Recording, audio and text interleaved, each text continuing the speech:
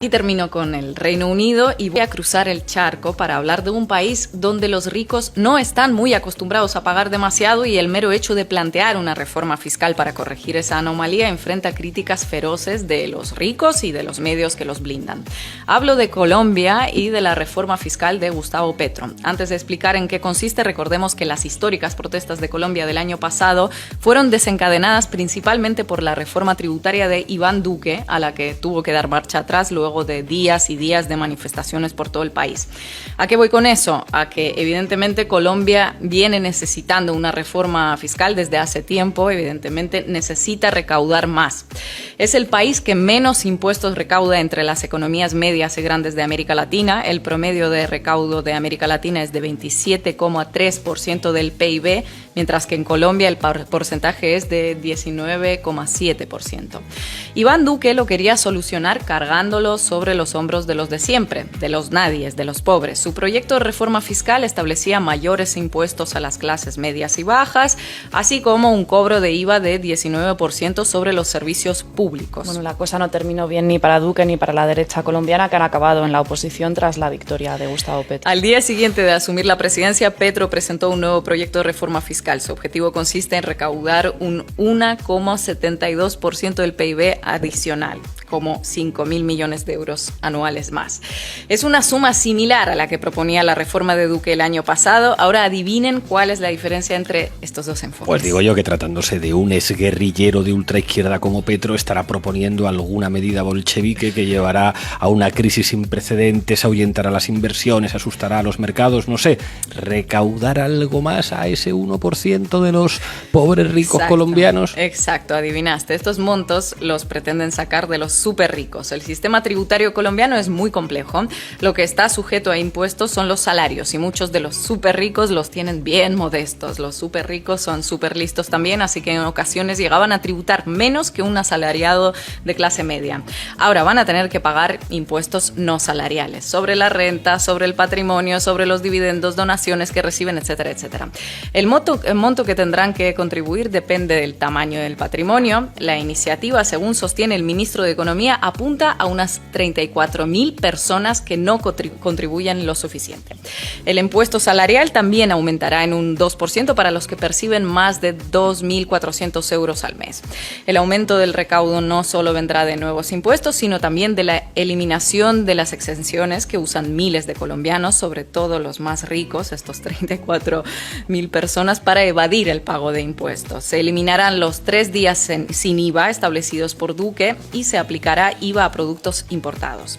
La reforma se basa en 3 pilares: equidad, eficiencia y progresividad, y su objetivo es reducir la pobreza extrema y la desigualdad. Lo que se recaude será asignado a políticas públicas, a la educación y a la lucha contra el hambre principalmente. El hambre no es un problema menor para Colombia. Según el Instituto Nacional de Salud, en el primer semestre del 2022, un menor de 5 años estaba siendo diagnosticado con desnutrición aguda cada media hora. Más de 160 niños muertos en lo que va del año por desnutrición. Pues una deuda histórica, ¿no?, que tiene el Estado colombiano con su población más vulnerable. De todas formas, supongo que la prensa colombiana, con su espíritu patriótico y su profundo compromiso con el bienestar de su pueblo, habrá aplaudido esta reforma de Petro. Por supuesto, sobre todo si lees a los periodistas afines a ese 1% de los súper ricos de Colombia. El alarmismo es bastante fuerte, que es un cambio hacia la catástrofe económica, que habrá fuga de capitales, que nadie querrá emprender, que no se crearán más trabajos, que en fin, que no es necesaria esta reforma. Los sectores cercanos a Álvaro Uribe convocaron estos días una serie de marchas en contra de la reforma que nos dejaron imágenes entrañables. Hoy 26 de septiembre acompañamos a los ciudadanos en las calles de Bogotá a rechazar las medidas del gobierno Petro. No al debilitamiento de la fuerza pública, no a la reforma tributaria, no a la reforma a la salud, no a la reforma a las pensiones. Esos recursos son sagrados y el patrimonio de todos los colombianos se respeta. Presentes, Dios y patria, ¡ajúa! Esto que era Dios y patria. en la calle Núñez de Balboa de Bogotá. Claro. Era esa manifestación. O sea, ¿no? no a la reforma, no a tocar el patrimonio, no a Petro, no a todo. ¿La revolución cayetana será internacional o no será? Este manifestante defensor de los multimillonarios se llama José Jaime Uzcategui. Se define en Twitter como orgulloso hijo del general Uzcategui. Su padre, Jaime Humberto Uzcategui, se convirtió en el primer general del ejército colombiano condenado por una masacre paramilitar en Mapiripán que dejó al menos 50 muertos. Lo sentenciaron por secuestro y homicidio agravados. En general, si ves imágenes de protestas contra la reforma tributaria de este año y las comparas con las del año pasado, la diferencia es evidente, como ha dicho Manu, ¿no? ¿Qué calle era? Estos días tenemos a gente marchando, a gente blanca y rica, en contra de que los multimillonarios paguen impuestos. Y como son ellos los que controlan los grandes medios, pues tenemos a los grandes medios también planteando escenarios catastrofistas para Colombia.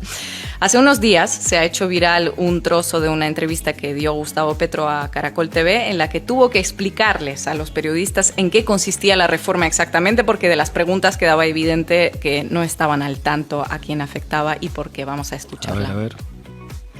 Presidente, resultados en la economía. Y usted empezó hablando, me pareció interesante, Luis Eduardo, esa frase. Él dice, una cosa es lo que uno quiere y otra la que toca por el tema, la realidad. La restricción presupuestal. Ahí entra en esa ecuación el tema de la reforma tributaria, que ha recibido toda clase de críticas y genera una cantidad de preguntas. Ustedes, con su ministro de Hacienda, pues han explicado que necesitan la plata, pero hay mucha incertidumbre, presidente, en el sector privado.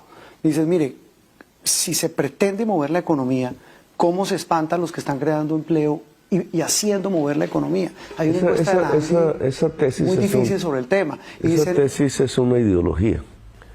¿Quiénes producen el empleo en Colombia? La mitad del empleo se produce por la misma gente. La mitad de la economía colombiana, la economía popular que usted ve ahí en San Victorino, en todas partes, informal, es la misma gente sobreviviendo. La otra mitad de la economía, un poco que llaman formal, está la inmensa mayoría compuesta de pequeños y medianos empresarios, sobre los cuales realmente nosotros no queremos poner los impuestos. Pequeños y medianos empresarios explican el 80% del empleo asalariado del país. Entonces ahí no está el tema, ¿no? Es una ideología, lo que pasa es que no quieren ciertos sectores muy ricos de la sociedad colombiana que le pongan impuestos. O sea, esas pequeñas y medianas empresas no van a sufrir en la tributaria. No van a sufrir fuera de la transparencia misma, no se les sube la tasa de impuestos de renta, nada de eso. Claro, el impuesto al patrimonio va sobre los ricos, sobre los más ricos de Colombia. Acabo de leer ahí en España que se va a plantear el impuesto a las grandes fortunas, es lo mismo. En Estados Unidos es lo mismo. Es los más ricos que han amasado unas fortunas inmensas, aquí ni se hable de eso, que ya ni se la gastan ni los bisnietos. Si quisieran gastarse una fortuna diaria, ni los bisnietos se las gastan. Entonces, ¿por qué no un impuesto ahí para arreglar problemas de la gente que es más débil, más pobre? Eso es lo que queremos hacer en Colombia. Entonces, como nunca se había hecho una reforma tributaria en función de que los que más tienen, más paguen, que es lo que ordena la Constitución, sino que siempre, no, el IVA a la yuca, el IVA a la leche, el IVA a la comida, el IVA al aceite. Es decir, que los que comen, que somos todos, paguen, entre esos más duramente el que menos plata tiene. Como esa era la costumbre en contra de la Constitución, entonces ahora sí, no, qué reforma tributaria tan mala, hay que hacer una marcha. No, señores, los más ricos tienen que pagar más impuestos, porque hay que lograr llevarle la comida al niño pobre y a la niña pobre. Esa es la paz. Pero esa reforma tributaria produce miedo. Uno escucha a la gente en la calle, algunos dicen, esperemos a ver qué pasa en el primer año del gobierno Petro. Otros dicen, no voy a invertir. Otros dicen, me llevo la plata para afuera. Eso pero ¿a dónde se la van a...? Eso de llevarse la plata para afuera, ¿a dónde la vayan a llevar? Aquí a Nueva York. Aquí en Nueva York se paga 2 veces más impuestos que en Bogotá. ¿A dónde se la van a llevar? A Miami. Miami está entrando en una crisis económica profunda. ¿A dónde? A Madrid. En Madrid, donde se está hablando del impuesto a las grandes fortunas, ¿a dónde se la llevan? A Surinam. Y efectivamente, allá donde quieras llevar la plata, el impuesto seguirá siendo mayor que el que tendrás que pagar en Colombia, salvo si es un paraíso fiscal. Sigue Petro en esta entrevista dando clase al periodista explicando que en el mundo actualmente hay miles de millones de personas pasando hambre y en esta crisis que estamos viviendo, Colombia no es el único país que se plantea aplicar impuestos a las grandes fortunas. Y mientras hijos de paramilitares condenados marchan en contra de esa reforma y los grandes medios les siguen la corriente, algunos de los multimillonarios colombianos sí apoyaron el proyecto. 2 personas exactamente de las 34.000 que según el ministro de Economía tiene Colombia. ¿Y quiénes son esos 2 excéntricos? Bueno, una de esas 2 personas es Jaime Gilinski, el tercer hombre más rico del país, cuyo hijo es dueño de la revista Semana. En una entrevista a El País dijo que una reforma fiscal era necesaria para Colombia. Alucinante. Otro, el banquero David Vélez, el segundo súper rico del país, dijo una cosa tan revolucionaria como que el que gana más tiene que pagar más. 2 chiflados que salen en medios como eso, como chiflados. O sea, aquí un nuevo capricho que tienen esos ricos. Apoyar la iniciativa de pagar más y disminuir la desigualdad. Ojalá hubiera más ricos chiflados. Gracias, compañera.